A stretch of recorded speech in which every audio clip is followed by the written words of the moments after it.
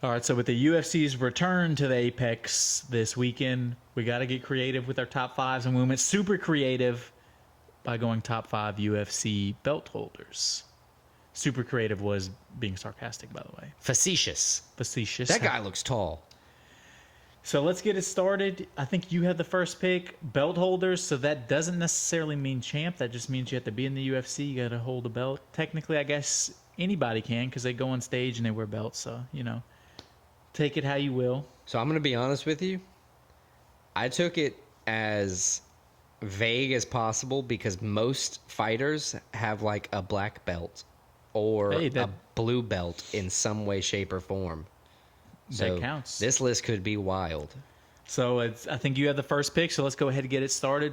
Your number 1 top 5 UFC belt holder. This can be all time as well, too. My favorite UFC belt holder, or the most iconic, GOAT-worthy to me, Jon Jones. I mean, that's not a bad pick. He's up there. He's got like 13 title defenses. I looked it up earlier to confirm it. How many arrests does he have? Probably 13 as well. You're hitting that solid, Taylor Swift's favorite number, 13. Jon Jones, 13 belt defenses. What's better? I mean, in terms of inside the octagon, you can't fault the pick at all. He's literally probably the best a fighter of all time. But as far as like good people, he's not a great people. Not a great people at all. Especially if you're a comedian. He just got like hammered and heckled. It's gonna ruin your show. Yeah, jeez. But Jon Jones, I mean, he's a great fighter. What can you say? Yeah, we're not talking about what they do outside of the cage. I'm only worried about inside the cage. So your number 1 pick, the 1-1 is Jon Jones. My number 1 pick is actually going to be my guest pick this week. Nice. Ooh, Clara Clara moving up in the ranks. Clara moving up in the ranks. She gave me a very good pick. Being that she is French, she picked one of the only French-speaking champions that we've had. I wrote it down already. Number 1 for me is going to be George St-Pierre, GSP, the French-Canadian. We talked about Jon Jones being a great champ. GSP's a great champ, but he's also something Jon Jones isn't, which is a great person. Everybody loves GSP.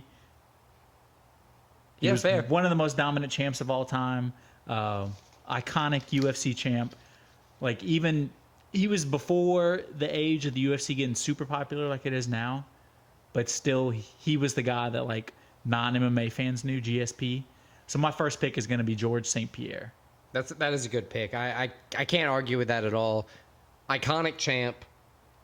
Really helped spread the word of UFC. Help get it mainstream. Help make it what it is today.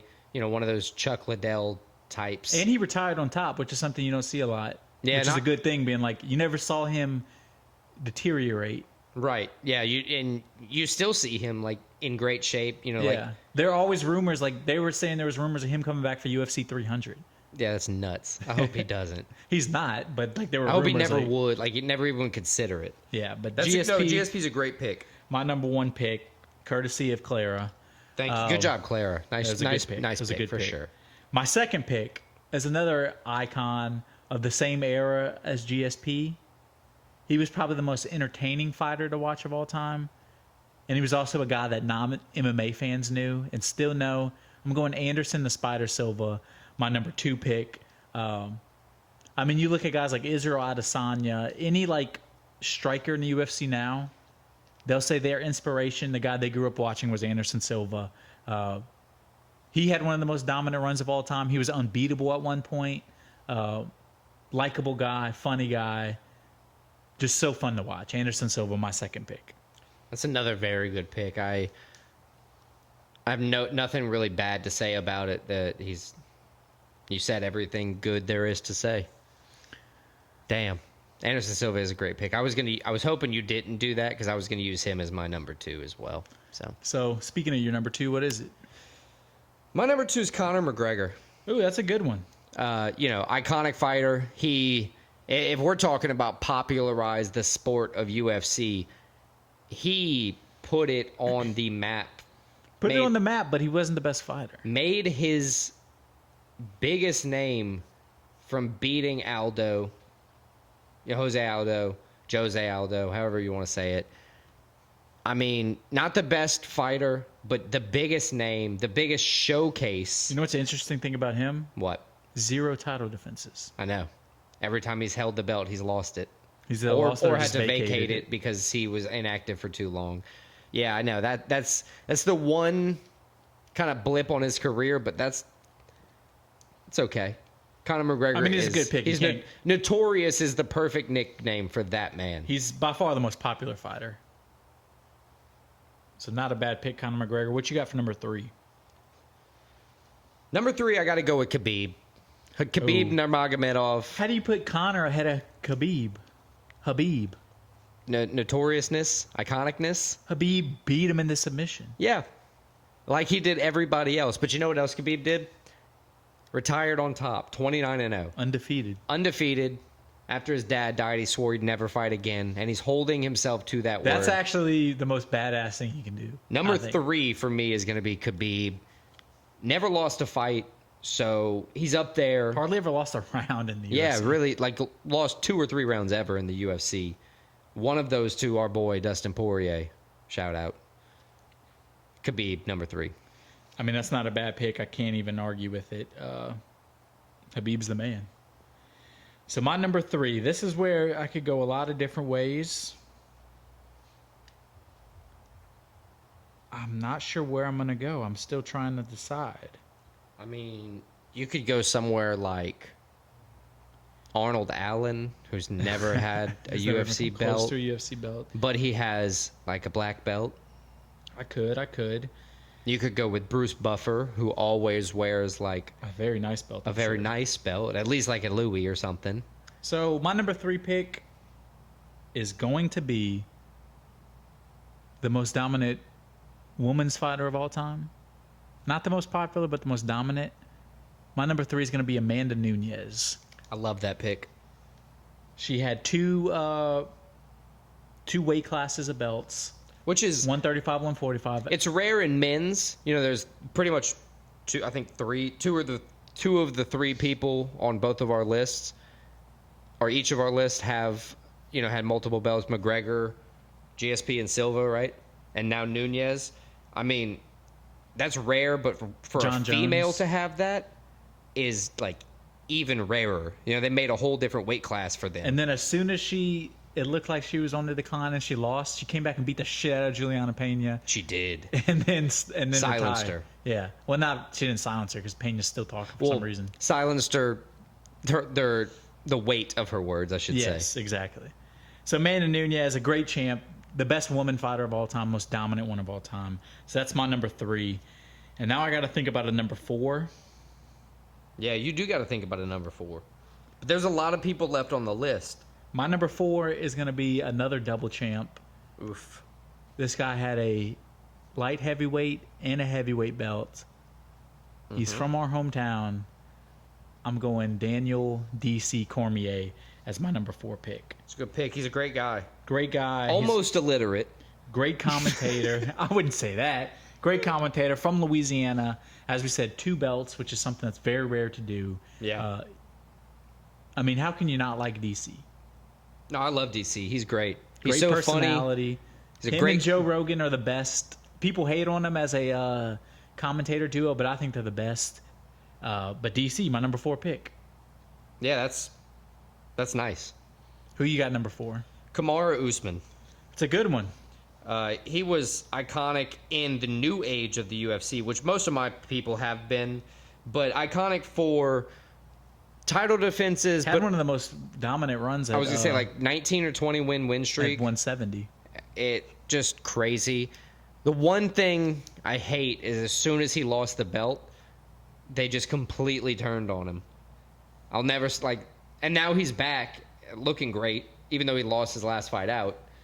Looks great, but they completely turned This is on how him. MMA is. Yeah, it's wild. But It yeah, is wild. Like you lose one. Like look at Volk now. Yeah.